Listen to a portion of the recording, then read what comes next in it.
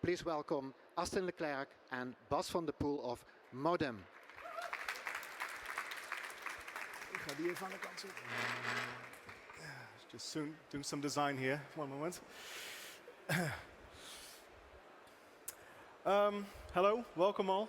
Thanks, Robert and the Frame team for having us, for the nice introduction. Yeah, like Robert said, we're not designers of offices. We're not real estate experts. We do have a fascination for the future and for innovation, and that's why we started Modem.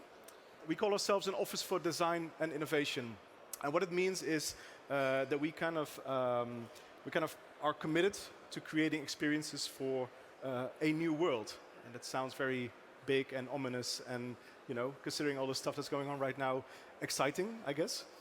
And we actually believe that in the next decade or so, there will be a convergence of exponentially advancing technologies, such as artificial intelligence, the blockchain, cloud computing, edge computing, all very exciting terminologies, will fundamentally alter the way we live, especially work together, and relate to one another outside of work. So our 6-person studio based out of Amsterdam is set up as a hybrid between a think tank and a design studio. And then somewhere in the middle there's some magic happening. In which we basically anticipate signals of technological change and innovation trends. And we use these insights to formulate a creative response within our design studio part. In the design studio, we collaborate with a vast network of specialists. Like I said, we were the 6 of us. We're all generalists. We're design directors, creative leads, and project managers. And we work with a vast network of specialists such as spatial designers, digital designers, CGI artists, and developers.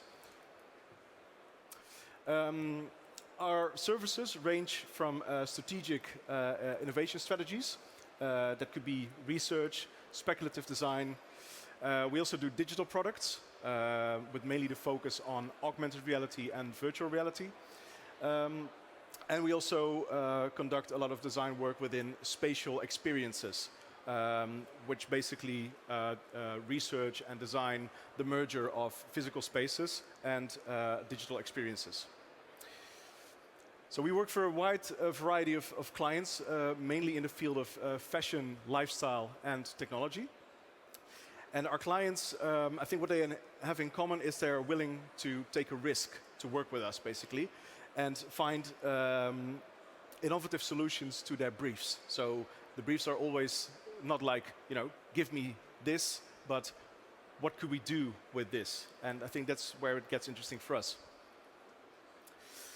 So next to the commercial projects that we do, we also conduct, like Robert was saying, a lot of self-initiated research. And we do this by teaming up with academic institutions, such as MIT, where we did a research paper with around ambient interfaces, how basically technology can be interwoven into our spaces and kind of lead away from the screen that we're so attached to. We conducted research. We're actually researching right now a paper called The Augmented City, of the implications that ubiquitous augmented reality will have on the built environment, together with Harvard University Graduate School of Design. And the most interesting one for today, I guess, is our research that we did with UC Berkeley Innovation. And Modem was founded in the middle of the pandemic, only about 2 years ago. And the first research paper back then that we initiated was with UC Berkeley Innovation.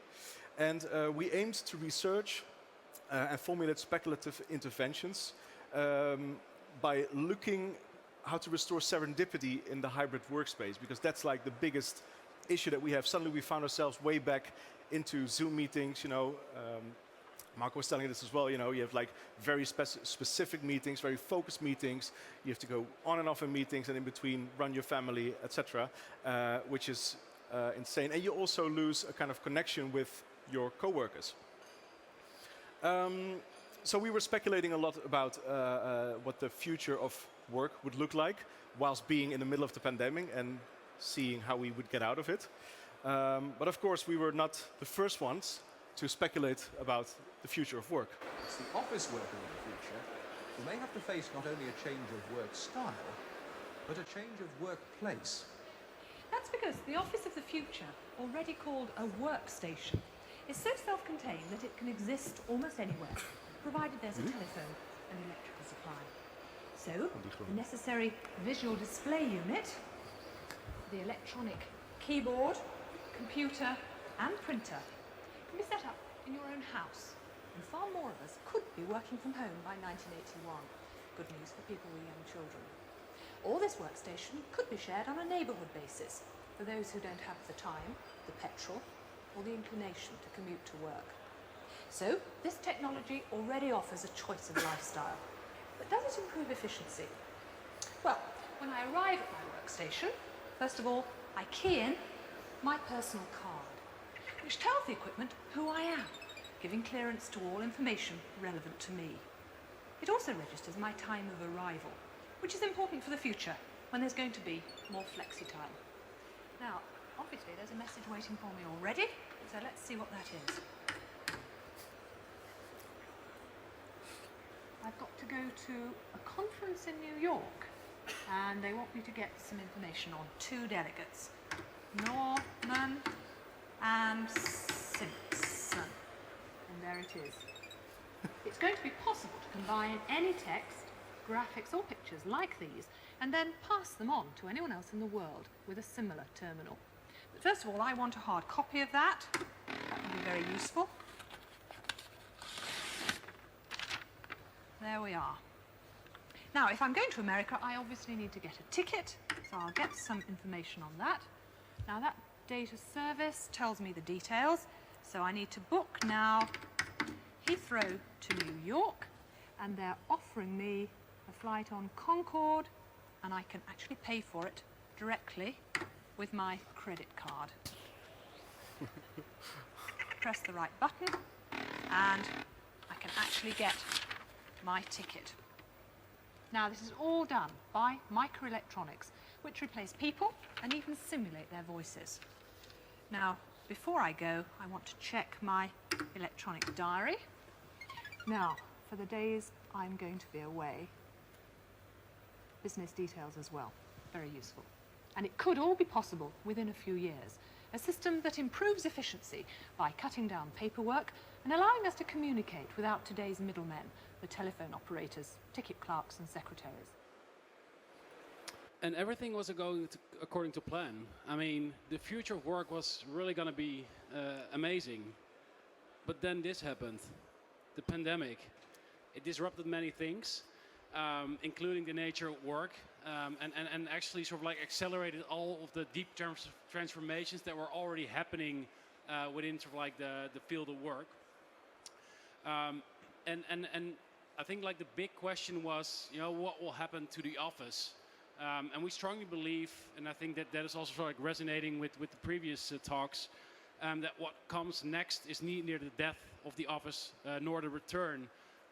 We strongly believe that this will be sort of like a hybrid model, and I mean, we've seen many examples. Indeed, Apple, Goldman Sachs is also trying to push back sort of like things as they were. But I think with every pandemic, we've seen that things radically shift, and that it's actually very difficult to go back to the old normal. So I think we just need to embrace this new reality and sort of like adapt our ways of working, both digitally and physically accordingly. It's funny, if you sort of like look at the evolution of work, it's very much reflected actually in the way we design our offices. First, we sort of like had these crowded factories in the form of like the Taylor office or the open plan, and then proud Germans introduced the Bürolandschaft, and very much involved, you know, into the much hated cubicle farms, which arguably weren't that bad compared to the office open plan we saw failing more recently. And then we sort of like hit this pandemic office, where suddenly yeah, we were surrounded by our lovely family 24/7 at the kitchen table, and thank God we got out of that. But we're now sort of like moved into this hybrid reality where some people are working from home whilst others are at the office, and yeah, the point was already making like the remote worker is sort of like on the screen, and yeah, it's not really really present there. So I think that's a problem which we will address. But basically, in this brave new world of hybrid working, any office worker has sort of like the ability to sort of like toggle between working from the office or really anywhere really. And I think it's quite important with this new reality that offices and companies alike need to invent new rituals around the way we work, and basically create like an equal playing field between those working at the office and those working outside of the office, and arguably even calling them remote signals that they're less part of the core team, which is quite problematic. I think also like these numbers sort of like also like understate the fact that we're not going back to normal. Like so almost like 100% of people would like to work remotely at least some of the time for the next years of their career, and perhaps that 2.4% is represented by the CEOs of this world who would love to have everyone back in the office, and I think that also sort of like is reflected that 50% of people in the US actually wouldn't take a job if it doesn't offer remote work, which is putting a lot of pressure on HR in an already overheated labor market. So offering sort of like remote work conditions or hybrid working conditions is actually a competitive advantage, also from like an economic point of view. But at the same time, sort of like as a result of all this, we find ourselves spending more time in virtual meetings than ever before. So obviously after the pandemic, 50% video calls, more video calls are happening than before, and 50% of all employees find themselves in more meetings, which research also shows is not really beneficial for efficiency and productivity in many ways. It's funny, like I mean, as we just shown, like sort of like the entire landscape of work has shifted, and through the decades, sort of like the physical office design has very much evolved. However, the way in which we participate in virtual meetings remains largely the same. So to put it differently, as technology has exponentially advanced in the last 60 years, the video conferencing experience remains largely the same. So we're still sort of like looking at a 2D flat surface, like and there's very sort of like little sort of like human skill and spatial experience in relation to these conferencing softwares, which arguably are very important core principles of an architectural experience. You could say you can have a beautiful home office, with the richest designed environment, a beautiful Herman Miller chair. However, if sort of like your software experience of work is shit, you're still going to have a shit day at work, basically. And I think like I guess we all have sort of like experienced how poorly designed virtual work experience are affecting our personal moods and sort of like even physical health. I mean, Zoom fatigue is, I think, a well-reported health disease. We probably all of us have been in sort of like back-to-back meetings where you're sort of like scrambling yourself to run to the bathroom to just hit it in time. And then I think, and that is yet to be investigated, but like sort of like the psychological consequences of staring at yourself all day in that right corner of the screen, I think probably will also have some sort of like mental health effects that are currently quite difficult to predict yet. again, in other words, even though the physical surroundings can be very pleasant, your work experience, is very much affected by the way sort of like your virtual working environment is designed. So within the virtual workplace, we're confined to bubble stacks and faces in stacked rectangles. So I think we're sort of like arguing that there's room for like a spatial software experience that basically allows us to roam more freely in this virtual working environment. And actually, as to give that a little bit of context, I know a person who started a new job amidst the pandemic, which is obviously already like a weird experience, not sort of like meeting your colleagues in real life. But he was using the exact same software. So like he was using Slack, and that the new company was also sort of like using the Google stack, like Google Meet, Google Drive. So basically, he had his farewell party on one day, and the next day he opened up his laptop, and sort of like the experience was entirely the same, except for like the content of the work and his co-workers. So I think also like putting that branding hat on, how can you sort of like create sort of like a software experience that is perhaps more tailored to sort of like the values and the design and the DNA of your company.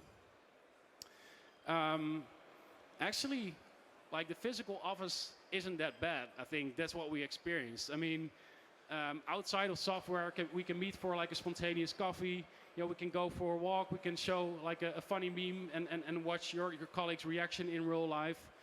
Sort of like this serendipity aspect of sort of like working in a physical work environment, I think should not be underestimated, and sort of like offers a lot of potential and opportunity to really rethink the office design.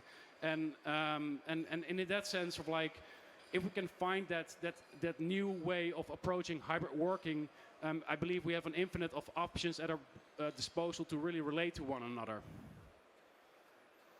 So to sum up, I think that the pandemic really acted as a catalyst event towards the ever-increasing digitization of our lives, both personal, work-wise, and relationships.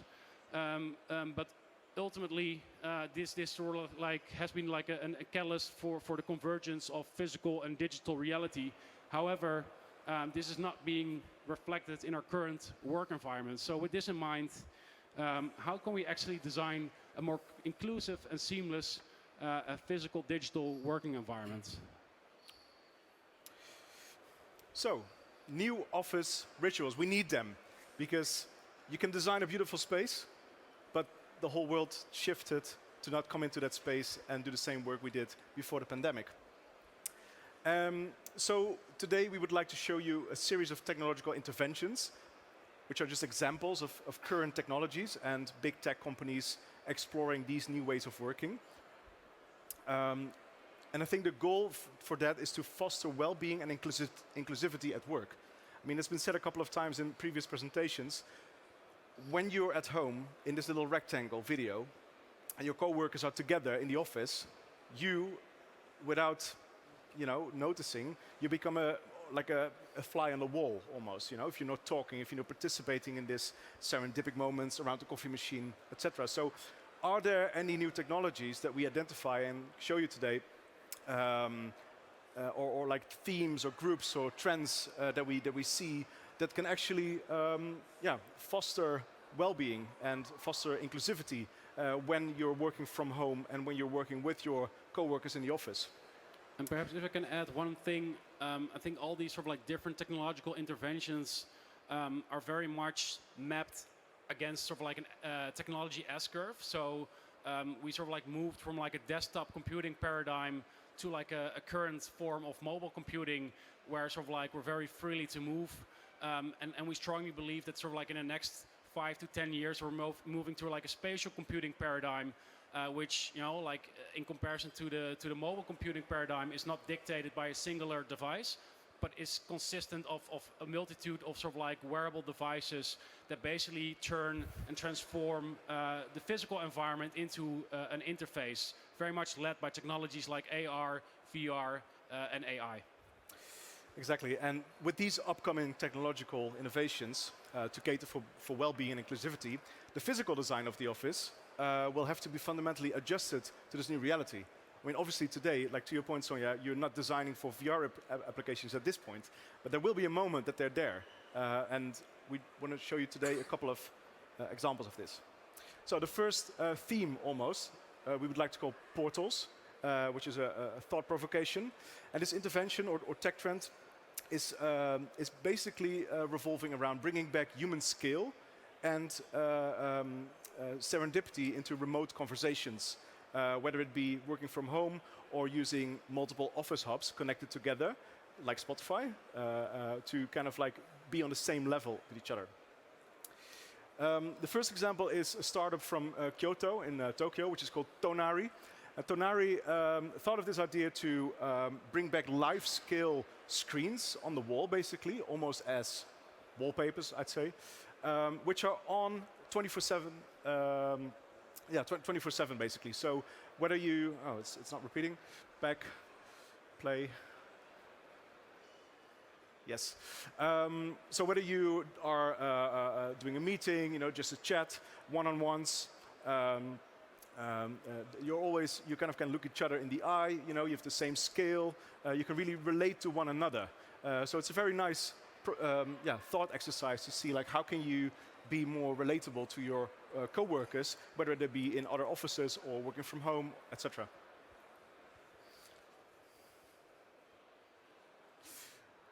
Another great example of a big tech company who's investigating these new ways of meeting is Google. They do this with Project Starline, and they basically use a combination of multiple techniques, such as 3D images and 3D screens, hologram screens, if you like, which could cater more for one-on-one conversations. So, you now have your silence booth where you do your calls, your 2D calls, basically, and what you could do is you can actually feel, as if someone was sitting opposite you, because it looks 3D, it looks like a hologram. You can really, the scale is the same. You can look each other in the eye, just as the other portal, basically.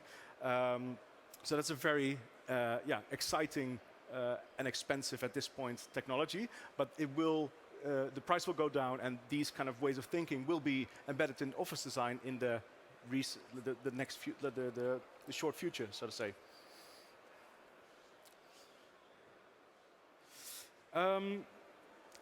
Extended realities. So like Bas was saying, the next billion-dollar computing platform after the mobile computing platform is undoubtedly the spatial computing platform. And with VR and AR still in its early stages, big tech is already finding ways to bring meaningful applications to the workplace, basically. This is all very rudimentary, very childish, if you like, very simple, but it shows where it's going. So Meta, formerly Facebook, introduced this VR application called Horizon Workrooms, where each one of you could represent themselves however they like, using an avatar. Maybe it looks like you, maybe it doesn't look like you. That's the fun part about the metaverse, obviously.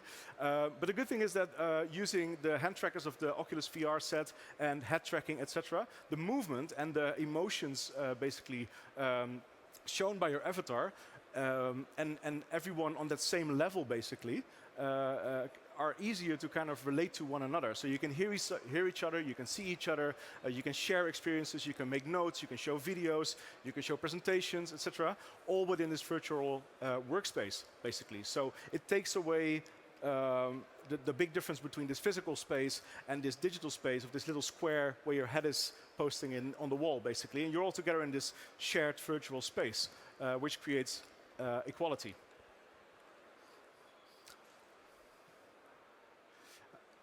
A more advanced version of this is made by Microsoft, which is called Mesh, and it's built on their augmented reality platform.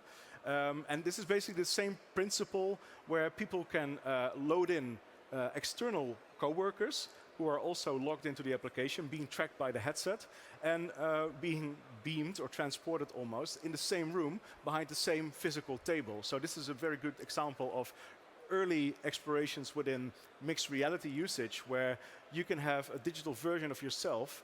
You see these three people working from three different locations on, which looks like a very interesting pipeline construction, working on the same thing. And you see here that this guy, so his avatar is being represented in front of him, and then the other co-workers are working from home or another office, but they're working on the same physical design, basically. Very interesting.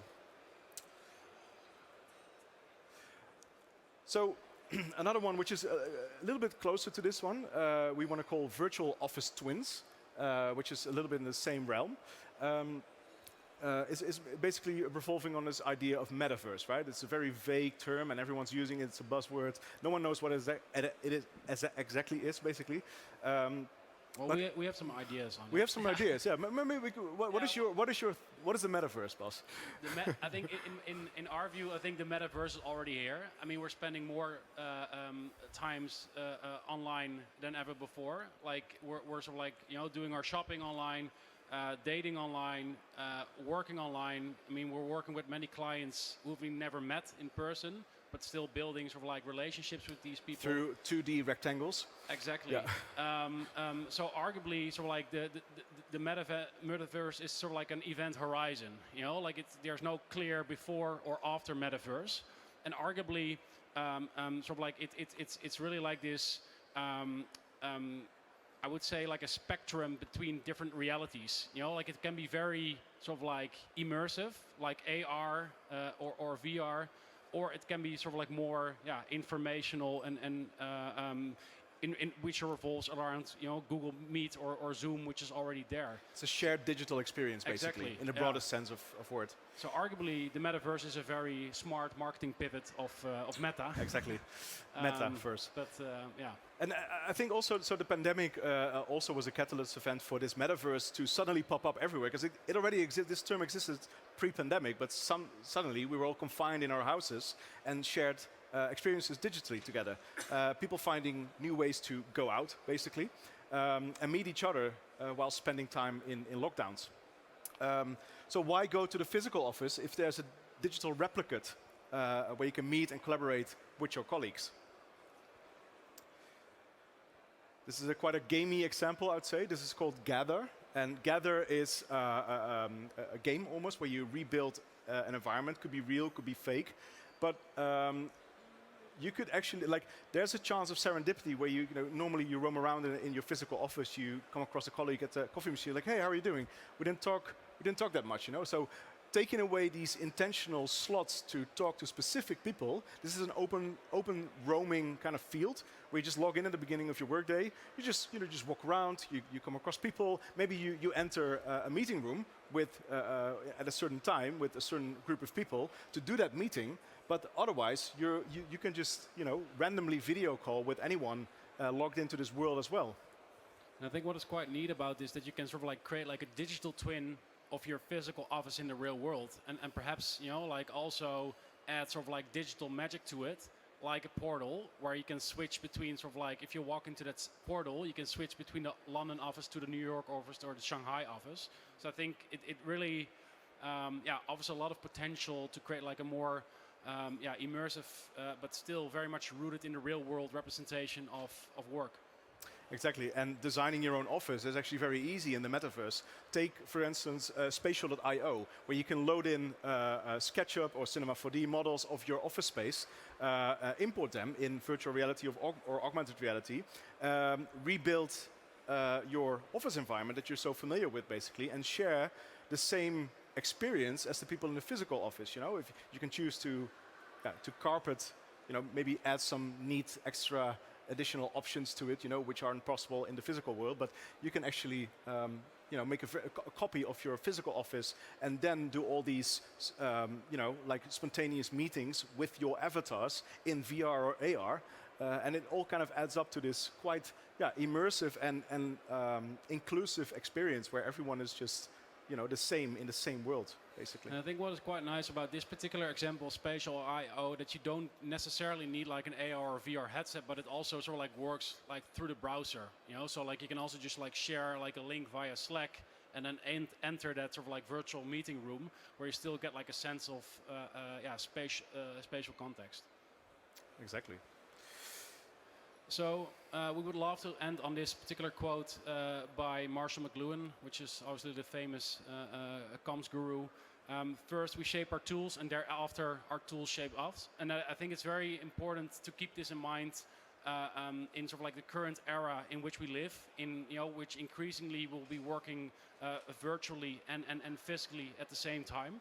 And I think, arguably, if you look at sort of like the amount of like burnout rates and sort of like mental health problems that have been on the rise ever since sort of like introduction of the pandemic, and basically people not returning to their jobs anymore, I think we should really consider how we sort of like build our physical digital infrastructure to create really like a really seamless working experience for everyone. Thank you.